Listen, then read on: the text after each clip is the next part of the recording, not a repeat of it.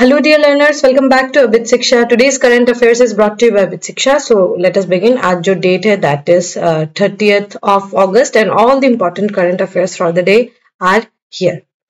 So first and foremost being the Assam among 10 performing states in energy efficiency. All right. So we are the achiever state. ठीक है, हम achiever state है. We are the 7th best performing state with respect to energy efficiency, उसमें हम लोगों का अच्छा rank आया है.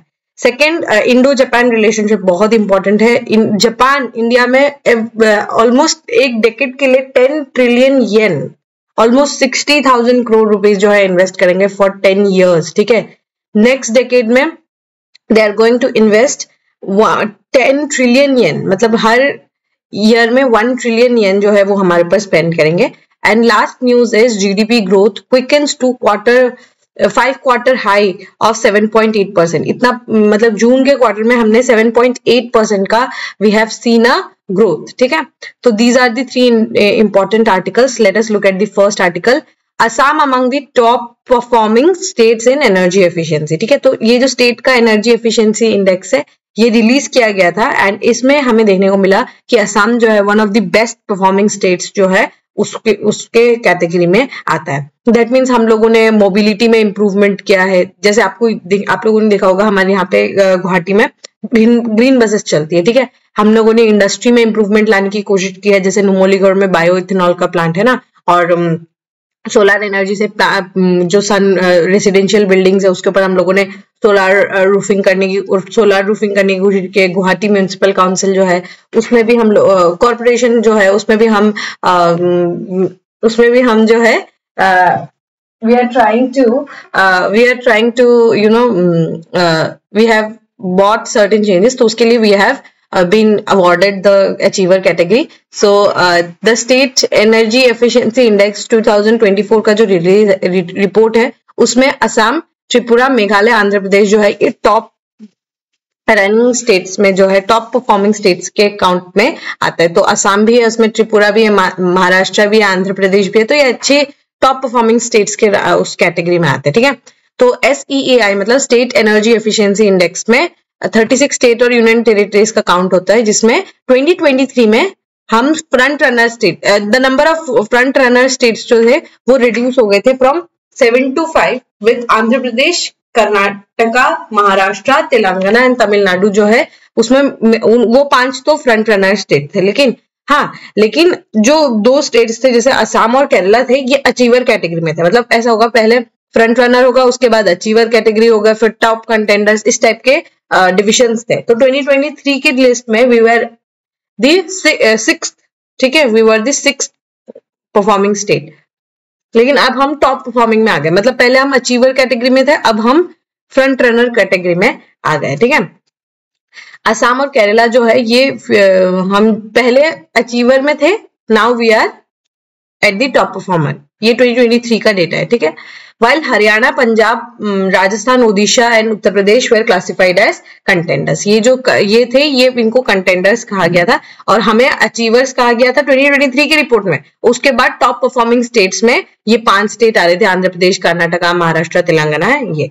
लेकिन अब हम टॉप परफॉर्मिंग स्टेट में आ गए, जो 2024 के हिसाब से we are now the one of the top performing states. ठीक है, अभी अगर आप देखिए 24 स्टेट्स में जो है in the building sector of 24 states notified the energy conservation building code. ठीक है, हम 24 स्टेट ने ये जो कोड है इसको लागू किया है. ये गवर्नमेंट ऑफ इंडिया ने ये कोड बनाया था और ये स्टेट्स ने लागू भी किया है, और 20 स्टेट्स ने इसके साथ इंटीग्रेट भी किया है, अपने म्यूनिसिपल बायलॉज में इसको इंटीग्रेट भी किया है. असम ने भी इसको किया है, तभी we have improved our rankings. ठीक है, the industry sector saw 10 states adopt MSME energy efficiency policy. तो MSME में भी जो एनर्जी एफिशिएंसी पॉलिसीज है, जैसे खरीदना हो, रिन्यूएबल एनर्जी खरीदना, उस टाइप के जो अच्छे पॉलिसीज है उनको अपनाया है. म्यूनिसिपैलिटी सस्टेनेबिलिटी में अगर आप देखें 25 स्टेट्स ने जो है क्लाइमेट एक्शन प्लान्स जो है डेवलप किया. म्यूनिसिपैलिटी लेवल पे भी क्लाइमेट एक्शन प्लान्स लिए जा रहे हैं, हीट एक्शन प्लान जो है ये लिए जा रहे हैं. And 12 reports collaboration with state design agencies and urban local bodies. तो एक कोलैबोरेशन देखने को मिला है.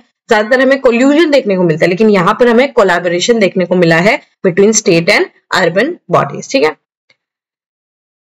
The transport sector also so wide adoption of transport sector में तो सबसे अच्छा हमने परफॉर्मेंस देखा। 31 स्टेट्स जो है उन्होंने स्टेट इलेक्ट्रिक मोबिलिटी पॉलिसीज लगाया है और 14 EV mandating EV charge infrastructure buildings भी बनाया है।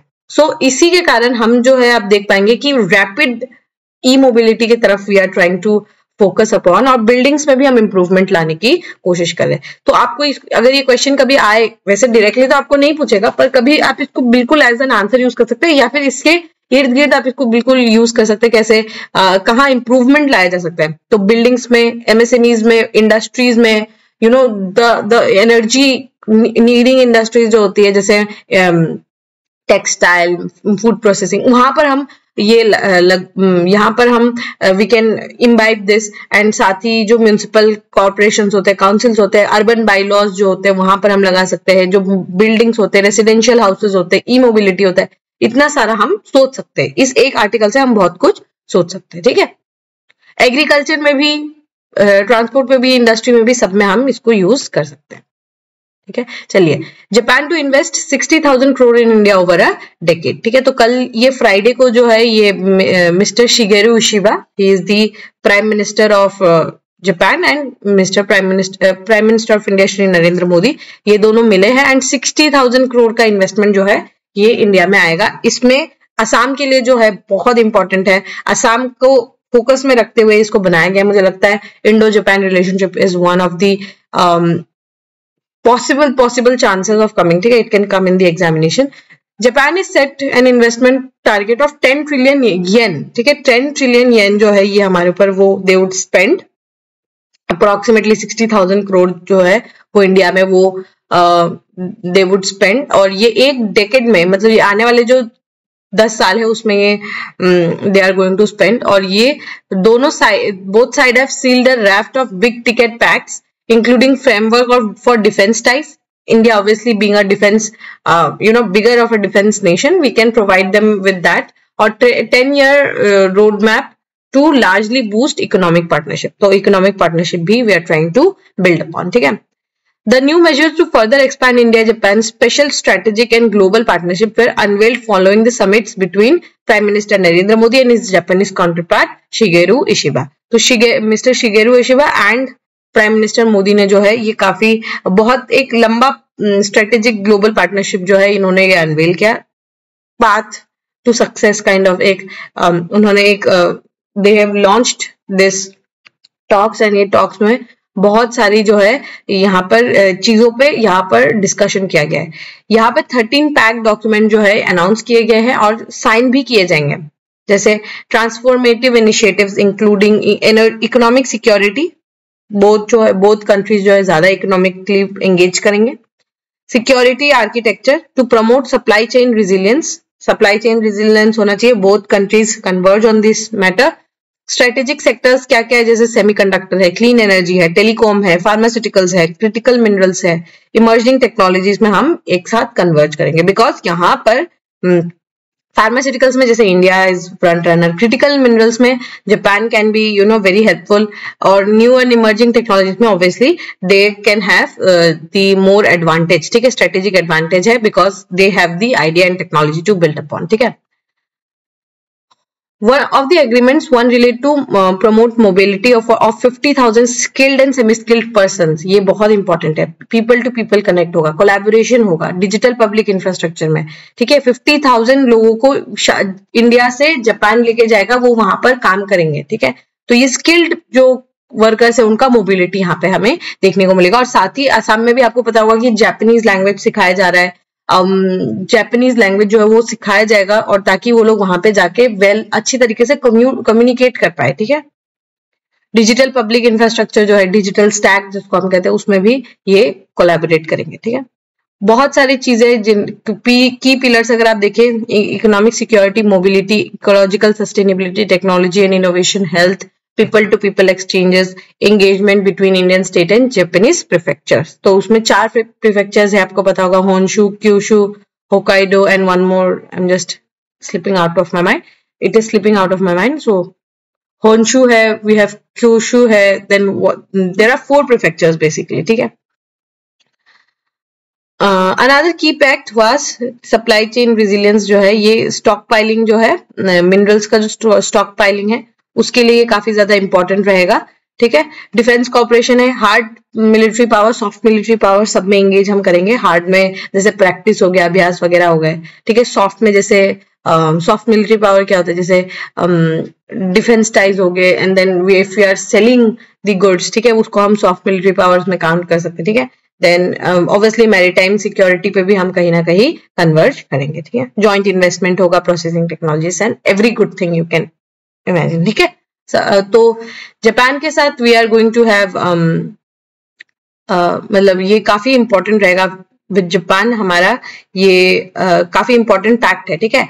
And obviously it will come in power, but थोड़ा डिलेज है, जैसे हाई स्पीड रेल वाला जो प्रोजेक्ट है उसमें हमें डिले देखने को मिला है, एंड वैसे ही बहुत सारी चीजों पे हमें थोड़ा सा डिले देखने को मिला है। सो वो जो डिले है that should be avoided, and फटाफट अगर ये हो तो दोनों देशों के बीच में कोलैबोरेशन भी इंक्रीज होगा, ठीक है। समझ में आया आप लोगों को? All right, we can move to the last news. The last news is GDP growth quickens to 5-quarter high, ठीक है, of 7.8%. तो यहाँ पर अगर आप देखेंगे कि मार्च 2024 के बाद we have seen a dip, ठीक है, डिप देखने को मिला था 8.4 से सीधे 6.5 आ गया था, देन हमने धीरे धीरे राइज किया है, और ये 5 क्वार्टर, ठीक है, 5 क्वार्टर के बाद, मतलब 1, 2, 3, 4 एंड 5, मतलब मार्च 2024 के बाद अब जून 2025 में हमें ऑल टाइम 5 क्वार्टर हाई हमें देखने को मिला 7.8%, ठीक है।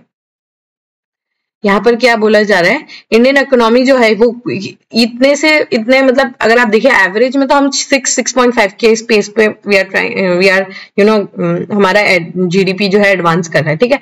लेकिन अगर आप देखिए अप्रैल और जून के क्वार्टर में काफी हमें ग्रोथ देखने को मिला है। Why? Because of the manufacturing industry performing well. Why? Because of the festivities, उस समय में बहुत फेस्टिविटीज होते हैं ना, शादी का सीजन जस्ट खत्म हुआ होता है, एंड देन अप्रैल में काफी फेस्टिविटीज होती है, राइट। तो वो उस महीने में हमें ये क्वार्टर में हमें अच्छा ग्रोथ जो है देखने को मिला है। स्ट्रॉन्ग परफॉर्मिंग, जैसे मैंने आपको बोला कि स्ट्रॉन्ग परफॉर्मेंस है किसका, मैन्युफैक्चरिंग। जैसे जिस भी देश का मैन्युफैक्चरिंग सेक्टर अच्छा परफॉर्म करता है, आप हमारे कंट्री में भी देखिए, जिस क्वार्टर में मैन्युफैक्चरिंग अच्छा परफॉर्म करता है उस क्वार्टर में हमारा ग्रोथ जो है, जीडीपी ग्रोथ भी वो अच्छा होता है। लेकिन जिस क्वार्टर में अच्छा परफॉर्म नहीं करता है उसमें हमें डिप भी देखने को मिलता है। जैसे इस सेक्टर में अगर आप देखें, जुलाई, अगस्त, सितंबर, ये जो समय होता है इसमें हमारा थोड़ा पुअर परफॉर्मेंस रहता है।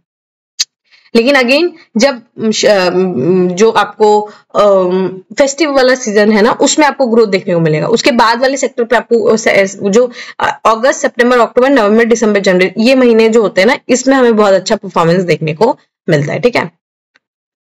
द फिगर एक्सीडेड जो आरबीआई प्रोजेक्शन, आरबीआई ने कितना प्रोजेक्ट किया था कि 6.5% के आसपास जो है वो हम ग्रो करेंगे, लेकिन हमने कितना 7.8, ऑलमोस्ट 8%, मतलब 2 पॉइंट्स जो है हमने जंप करके दिखाया है। That boost the optimism of the economy, economic का रेजिलियंस दिखाता है ग्लोबल चैलेंजेस के बावजूद। ये तो इकोनॉमिक सर्वे ने भी कहा है कि despite the global challenges India is a very resilient economy because of its own consumers. हम इतने बड़े कंज्यूमर बेस है कि हम उसको उतना जल्दी फॉल डाउन करने नहीं देते, and also we have very sophisticated form of spending, right. अब हम नॉन फूड पे ज्यादा कंज्यूम करते हैं, राइट, तो काफी सोफिस्टिकेटेड हो गया। And not just in urban areas बल्कि रूरल एरियाज में भी आपको बहुत सोफिस्टिकेटेड स्पेंड आपको देखने को मिलेगा, ठीक है। However, concerns emerge over 50% tariffs import by US. US ने हमारे पर इम्पोर्ट किया है, तो अभी हमें उसका चैलेंज फेस करना पड़ेगा। लेकिन एक्सपोर्ट रिलेटेड सेक्टर्स में जो है आपको ज्यादा चैलेंज देखने को मिलेंगे। लेकिन चीफ इकोनॉमिक एडवाइजर वी अनंत नागेश्वरन ने कहा है कि इफेक्ट्स जो है ये डोमेस्टिक कंजम्पशन पे काफी मॉडेस्ट रहेगा, लेकिन एक्सपोर्ट लेड पे तो इम्पैक्ट पड़ेगा। एक्सपोर्ट रिलेटेड सेक्टर में इम्पोर्ट थोड़ा चैलेंजिंग होगा, लेकिन हमारे जो डोमेस्टिक कंजम्पशन है वो ओवरऑल मॉडेस्ट ही रहेगा, और हमारा जो मोमेंटम है it is expected to grow continue supported by recent cuts in indirect taxes. जो हमने भी अपना कट्स लगाया, क्योंकि अगर अपने एक्सपोर्ट को सपोर्ट नहीं करेंगे then who is going to come and support us? So nobody, right. तो हमने अपने जीएसटी जो इनडायरेक्ट टैक्सेस है उसमें थोड़ा सा रिलैक्सेशन दिया है टू दी एक्सपोर्टर्स, ठीक है। मीनवाइल इंडियन रुपी जो है सबसे लोएस्ट है अपने टाइम, अभी तक 88 रुपीज जो है हिट किया है, एंड बहुत जल्दी आई थिंक और फर्दर डिवैल्यू होगा और 90 रुपीज तक भी आने का चांसेस है इन द कमिंग वीक्स. ठीक है. Nageshwaran also noticed that the temporary dip in consumer spending ahead of GST Council meeting is likely to reverse before the festive season. मैंने बोला ना ये जो टाइम रहता है अगस्त सितंबर वाला, इसमें थोड़ा हमारा स्पेंडिंग अपने आप ऑटोमेटिकली कम हो जाता है. लेकिन again the festivities when it will come, Durga Puja है, then we have you know Diwali है, ये सारे फेस्टिवल में, देन क्रिसमस है, इस सारे जो फेस्टिविटीज वाला सीजन होता है ना उसमें हमारा ऑटोमेटिकली स्पेंडिंग बढ़ जाता है. That leads to increase of spending in the by the manufacturing sector and we also consume more, right? तो वो भी बाद में जाके वो improve हो जाएगा. तो हमें overall improved scenario में ही है. It is not very poor. ठीक है, समझ में आया? So this was the news. Hopefully आप लोगों को समझ में आया. ठीक है. So with this we have come to end of today's session. If you have liked this session, don't forget to give a like and write down in the comment section. We will meet in the next session very soon. Till then, take care, study hard, and thank you.